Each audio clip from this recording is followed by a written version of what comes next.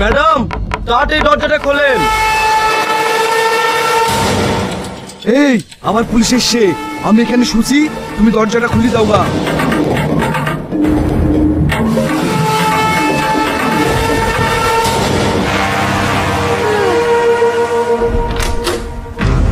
কি ব্যাপার স্যার, আবার আপনারা? ম্যাডাম, আপনার স্বামী কোথায়? ওই তো আমার স্বামী শুয়ে আছে। কি ব্যাপার, আপনারা কোথায় দিচ্ছেন? দেখুন ম্যাডাম, আমাদের কাজ আমাদেরকে করতে দেন। এই এক পাও লড়বি না, লড়লে গুলি করে দেবো। মুসলিমা, অ্যারেস্ট হন। কি ব্যাপার স্যার, আমার কেন অ্যারেস্ট করছেন? আপনার স্বামী স্মাগলার, তার সঙ্গ দেওয়ার জন্য আপনাকেও অ্যারেস্ট করছি। না না স্যার, ও আমার স্বামী না। চুপ, আবার মৃত্যু করে বলা। হাবিলদার, এটাকে থানায় নিয়ে চলো, দেখি এরা থানায় গিয়ে কত মৃত্যু করে বলতে পারে।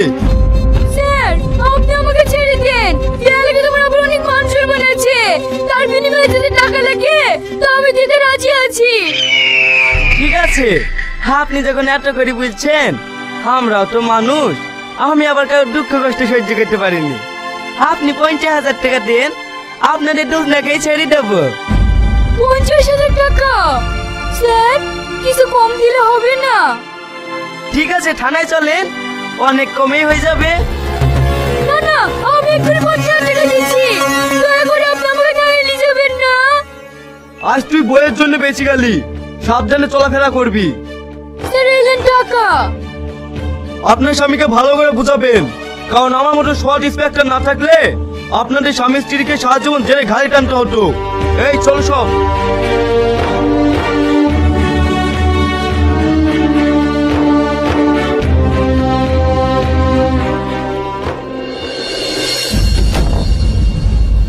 কি রে শ্রাবণী, তোর আজ মন খারাপ লাগছে কেন? ওই না তো, তুই আমাকে লুকাচ্ছিস। তুই আমার ছোটবেলাকার বান্ধবী, তোকে আমি দেখে বুঝতে পারি তোর মন খারাপ আছে কিনা। তুই ঠিকই ধরিসি, আমি খুব বিপদের মধ্যে আছি রে। বিপদ মানে কি হয়েছে রে? তাহলে শোন।